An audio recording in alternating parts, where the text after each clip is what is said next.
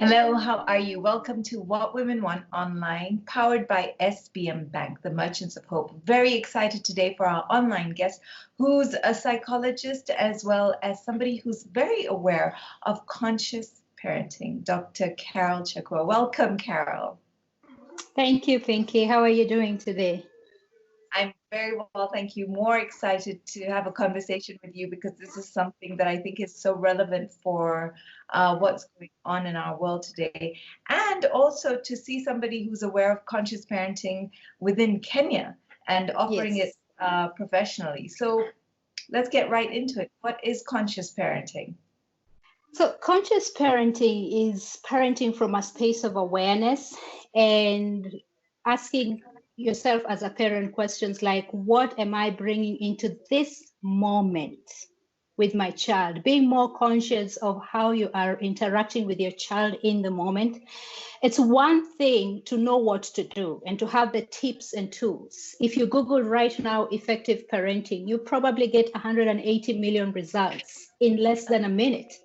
Yeah. So it's not that we don't have information, but the problem is the issue comes when we do not know how we are showing up as we are using these tools. And so if we're not aware of how we're showing up, if we're not aware of our own inner environment, then the things that we try with our children will just find ourselves in the same cycles of nagging and yelling and backtalk and struggles with our children. But if we are more aware of what's going on within us, then we are able to use the moments that we're having with our children as moments of learning. And if we're aware of what's going on within us, that is very important. One of my teachers, one of my greatest teachers in the conscious parenting space is Dr. Shefali. I don't know if you've heard about Dr. Shefali. And of course, I've heard about it. Yes. Yes. She has written a book, The Conscious Parent. And she says that unless you are fulfilled, you will use your children to complete you. So in many ways, we use our children to complete us without even being aware of it. Wow. So she says that we'll use them to live with our unacknowledged fears. We'll use our children to live with our rejected emptiness. We'll use our children to live with our forgotten lies. And the tragedy of it is that we're doing that all the while unaware that we are doing so. So conscious parenting is really about bringing those things to our awareness, because nobody is born a perfect parent. Nobody is born knowing how to parent. We get into this space as we interact with our children. And so conscious parenting is really about bringing all those things into awareness so that we can deal with them. And we are aware of what we are bringing into moment by moment interactions with our children. Absolutely. I think, sometimes I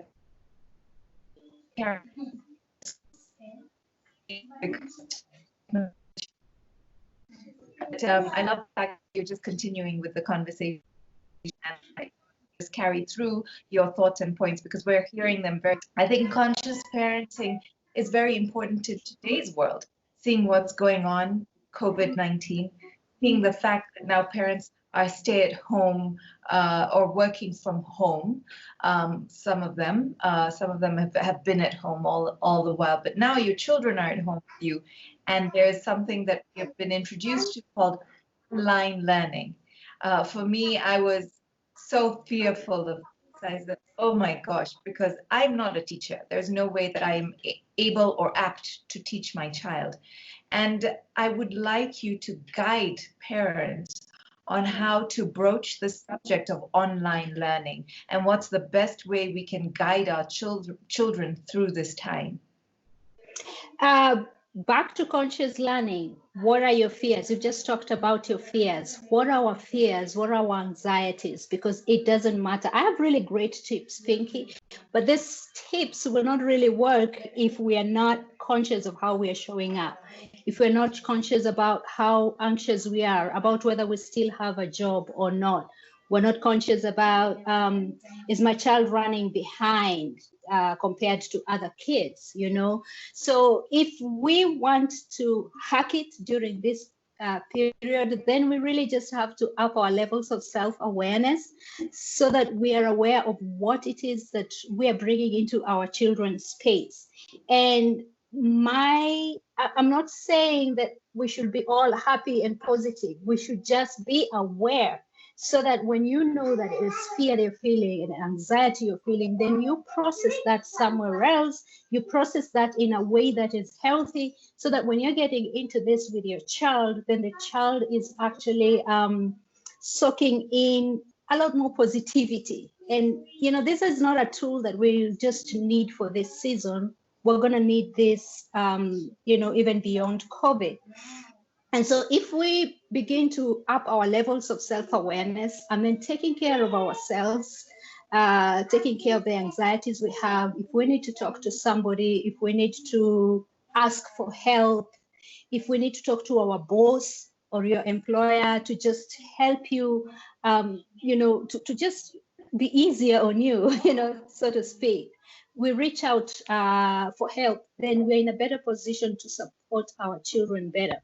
So once we do that, then let's think about a very basic schedule that we can have day by day. In fact, I'm asking parents to just look at this a week at a time, okay? What has the school given you? We know some schools have opened. My son is already in school. This has been the first week of school. It's not been easy. I can see that the school is really trying to give us a schedule that we can be flexible with. They're doing their part. So what is my part? My part is to take in what it is the school has given and see how I can work around that so that I make sure, apart from my son having going through the normal classes, is he's also still having his own time to relax, okay? Is he having his own time to do some physical exercise? Am I giving him time to also be able to do some self-directed activities where I'm not in his face at all? So it's important to have a schedule. That schedule, we give it flexibility. I'm seeing a few things that I will have to change this week with him. But then and that's where the flexibility comes in. We can't stick to one schedule right now. The other thing is, I'm using, for me now, I'm using this weekend to plan for the coming week. So parents should be okay with reviewing the plans that they already have. And the weekend is such a great time to sit down and say, what didn't work last week? What can we do differently this week? Making sure that your child is also part of the process so that even as you are making this schedule, then their voice is heard. You know, our children have the same needs we have. We have a need for attention. We have a need for belonging. We have a need for control. And part of conscious parenting is being able to identify those needs within ourselves and have those needs met, but then also identify that our children have those needs as well. And if those needs are not met in our children, they are going to show up in misbehavior. And especially for me right now, the need for control and the need for power is something that our children have really lost. They're not interacting with their friends as, you know, as usual. And so part of giving them power is allowing them a say in that schedule so that they have their own time to either do some self-directed activities or even just plan what it is that they can do, of course, within the family values. Right. So we need we really need to be aware of our own needs and their needs and find ways of trying to meet those needs. There's so many important points you brought up in all of that, but we could also hear, is it your daughter in the background? Oh, no, that's fine. my niece. Okay, that's my niece, yes. That's fine. I mean, because, like you said, children are around our spaces and, we cannot sort of push them away or shut them up, or we have to allow them to be who they are. One thing you pointed out in that, what you just said, was the schedule or a routine. Yes. How important is it for a child to follow a routine? You see, the reason why children do thrive in school is because there's a routine. Okay, because they know after the maths class, there's an English class, and then there's a science class and all that. When children know that events are following each other, they actually feel safe, they feel secure, and we really need to provide that at home as well. It might not be in the perfect way it is done in school, because teachers go through weeks and months and years of training to actually be able to do that in our children. So as we give ourselves a lot of self-compassion for not being able to have a perfect schedule, let's also still keep in mind that one of the reasons they thrive so well and they respond to teachers very well is because the teachers take them through a schedule and a routine. And it's just, even for us, I mean, we work better with boundaries. When there are no boundaries, it's just everything is up for grabs. And with children, if you want to cut down on the nagging and the reminding and the back talk and the fighting back, let's have a schedule, because you can always go to the schedule and say, without having to argue back and forth so much, obey, oh, it's 4 o'clock, by the way, it's time for this and that, and then you leave it at that. Okay, so it's the predictability is very, very important right now, and not just right now, actually, it's just through, it's always. Another thing you said is that, the children are not interacting with their friends. We are social creatures. How is this going to impact our children, say, when we do get back into interacting with people? Will it make us socially awkward? What effect is this going to have on, especially with the technology side of it, because kids are like seeing their friends online? What's the impact? The thing is, thinking that our children are not as afraid of technology as we are, and they still socialize easily on with technology. They still mix with their friends. That is their world. They've been born into it. So our job, whether it's during this period or after or before, is to form that basic template where we become the ones who are teaching them the social skills every day. So even without COVID, we really need to up our game in trying to teach our children social skills, because they will develop the social skills with their friends out there. But, just the basic please and thank you and having empathy and listening to others and providing space for other people to speak their mind and then being able to even reflect that back. Those are the things that we need to still teach them at home.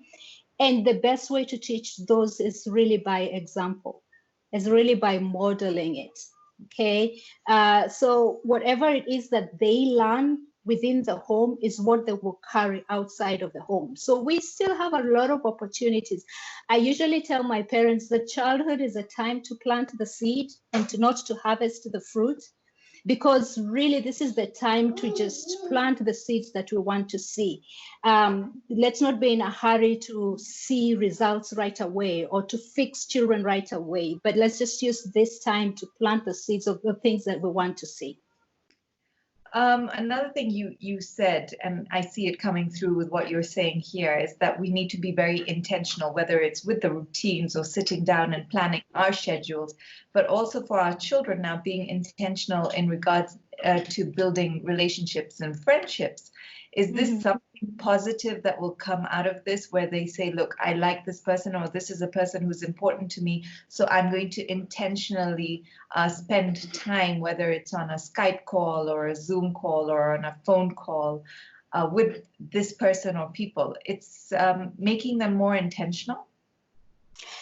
if we're intentional, then they will pick that from us, and they are going to be intentional when they see that we are taking time to be intentional about something that's important to us. It's part of our core values as parents. They're going to carry that in future and also want to do that. So if it's positive and if they carry it out of here, it's because we have actually intentionally done that. I always like to be very careful about telling parents what to do over and over again. But because we have to learn more about, we have to learn about being, the BEING, as opposed to doing and doing. And that's why for me, conscious parenting or being parenting is very, very important. It's one thing to sit here, you and I, and to say parents should do 1, 2, 3, parents should model, parents should create a routine. But I will still emphasize, we go back to how are you being? How are you showing up? It's about the environment. When parents come to me with issues with their children, I mean, they're just like, please, my child is strong-willed, my child is not listening, please tell me what to do. And it becomes very difficult for me to try and just take the attention away from their child's behavior to them and helping them create a different environment so that their children's behaviors will change eventually. And the key word here being eventually, because we really want to fix children immediately. We want to see these behaviors just go away. And why do we want to do that? Because our children are an extension of our ego. You know, when they behave better, people out there are like, yeah, your child is so respectful, your child is so articulate, your child is such a, you know, great human being. And so we want to fix that very quickly because we want to feel good about it, because our children, we've made our children an extension of our egos. And so again, going back to who are you being, how are you showing up, what are some of the things you need to fix yourself? How are you using your child to complete you? Those are the things for me I will always take the parents back to. And I will still give you those tips on how to change your child's behavior. But my program, Being Parenting, is 70% about the parent. And sometimes parents will give up on it. They're like, no, this is too much work. But I'm like, yeah, as we grow, our children grow. It's not the other way around. Absolutely. And I really liked what you said earlier about your inner environment. I think, yes. you know, it comes back to that whole, it's a cliche, but you cannot pour from an empty cup.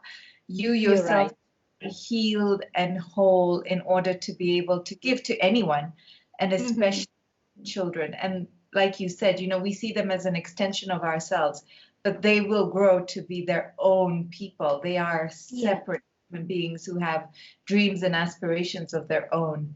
And parents, they're actually separate beings. That is very important. They have their own thoughts. And you can tell from a 3-year-old, they have their own thoughts. They have their own agenda. They're like, no, I want to put on the red shoes. I do not want the white shoes.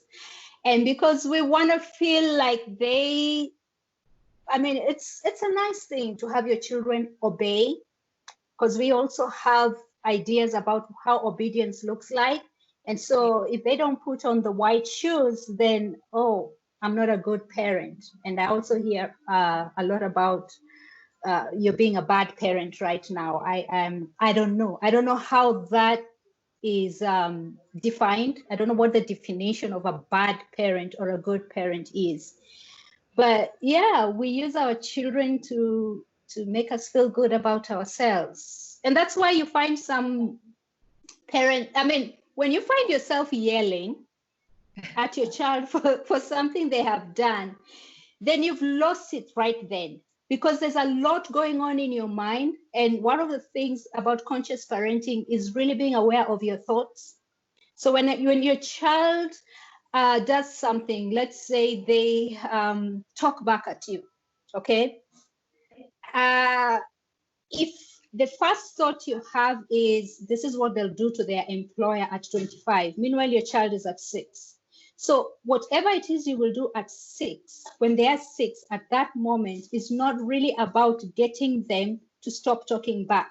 It's about you fixing them for when they're 25. And the moment you have thought that way, you have lost the battle. Okay, because all you want to do at that point is fix them for when they're 25. You've projected. And the reality is, actually, there's some parenting programs that tell you to do that. When you see a child's behavior at 4, project it to 25 and fix it for that moment. Make sure you take care of it. And so for me, it's very important to tell parents that they be aware of the thoughts, because the thoughts will lead to feelings. When you're projecting to 25, you will feel panic, okay? And panic and anxiety is a feeling. And when you're feeling panic and anxious, then you will yell, you will spank out of emotion and not really to correct the child. So if we're able to begin to just be aware of our thoughts in the moment when we're interacting with our children, then because the thoughts lead us to the feelings, and feelings, the moment you feel something, you cannot feel anxious and then smile at your child. You will feel anxious and do something to take away that anxiety that you are feeling. And that's the question of what am I bringing into this moment with my child is very, very important. And one of the things that parents get out of my class is learning to grow up. You know, we throw adult tantrums. They're like, oh my gosh, now my child now is teaching me a lot, because now I'm beginning to understand myself in the moment. I'm beginning to understand how my child triggers me. I'm beginning to understand how I'm bringing even my past into this present moment, and how we were brought up is, I mean, it takes like 80% of parenting, whether we want it or not, because you will find actually parents say, the environment I grew up in was very hostile, and therefore I want to do things differently. Yes. But let me tell you, Pinky, in the moment, you do exactly what was done to you, because that's what you're soaked in. And so when you are anxious, when it's a tense moment, whatever is squeezed out of you in that moment is what really you soaked in as a child. And that's why for me, conscious parenting, being parenting is so important, because once you're aware, then you become more aware of what is the environment I want to bring into this moment with my child.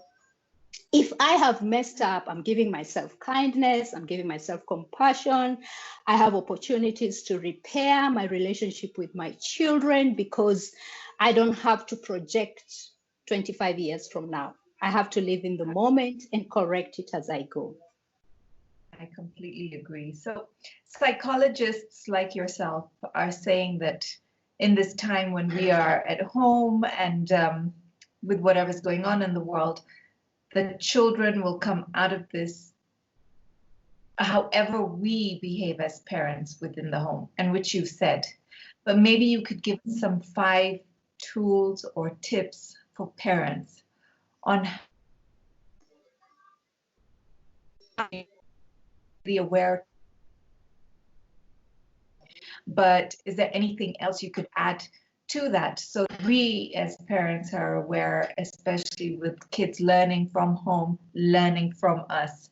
What are we able to offer to the situation at home so that it's not damaging? Okay, I mean, I'll tell you, the first one is get rid of the super parent picture. Just lose that. There is no ideal parent. Okay, there's a parent who is doing their best. You're doing your best. I'm doing my best. Every parent is doing their best. And that's the question you need to ask yourself. Am I doing my best in the moment? There's a lot of pressure right now to be a certain way. I don't know what, I mean, there's waves. You know, the first week, I think there was waves of having perfect schedules. And now there's a wave of baking. I don't know if you've seen that wave. There's so much baking going on around. And it is possible to just feel like you're being left behind, like you're not being such a good mom, and, you know, just lose the ideal and do your best. And when you can't do it well, give yourself compassion. Just do the best that you can. I mean, it's amazing to see all those recipes out there and all those results, and I'm embracing everything that I can, but I'm telling myself I'm really clear about what's for me and what's not for me. And what's for me right now is to make sure that moment by moment, I'm providing what is best for my son to soak in. So lose the ideal when it comes to parenting. Number two, lose the ideal child as well. Okay, let me tell you right now, we are going through a season where we are seeing our children in their worst and in their best.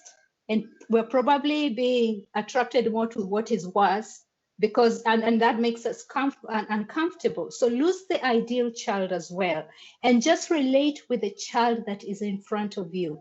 Take time to really observe your children. When you're not trying to fix them, who are they being? And you will realize that they have such amazing, amazing qualities.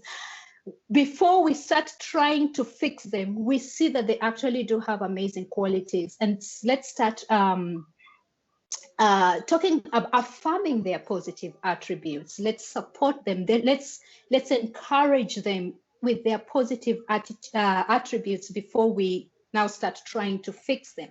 There'll always be a time for fixing. The other thing I would say is if I have to choose right now between relationship and consequences or discipline, I'm choosing relationship.